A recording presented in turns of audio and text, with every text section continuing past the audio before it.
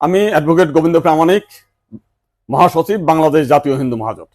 গতকাল বিকালে শেখ হাসিনার পদত্যাগের পরে এদেশের হিন্দু সম্প্রদায় মনে করেছিল যে তাদের উপর বিশাল একটা হামলা, লুটপাট, অগ্নিসংযোগের ঘটনা ঘটবে।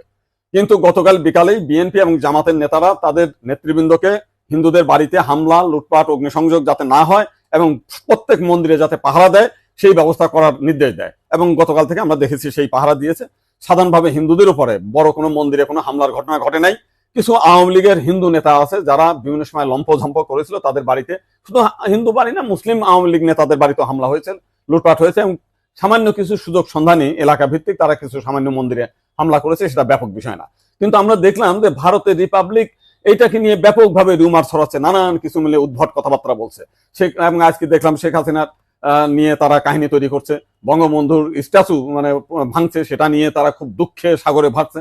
আমার এক সাংবাদিক ফোন দিয়েছিলাম, তাদের বলেছি যে আপনারা যদি শেখ হাসিনার জন্য যদি এত কান্না আপনাদের মধ্যে আসে, তো শেখ হাসিনা ভারতে গিয়েছে, আপনারা ভারতের প্রধানমন্ত্রী নরেন্দ্র মোদীকে সরিয়ে শেখ হাসিনাকে আপনারা প্রধানমন্ত্রী হিসেবে ঘোষণা করেন। সে ভারতও রক্ষা করতে পারবে, তা আপনার সেভেন সিস্টারও রক্ষা করতে পারবে। আপনারা তো প্রতিদিন বলতেছেন যে শেখ হাসিনা না থাকলে ভারতে সেভেন সিস্টার থাকবে না। তো এইবার আপনাদের একটা বিশাল সুযোগ আছে, আপনারা শেখ হাসিনাকে ভারতের প্রধানমন্ত্রী করেন।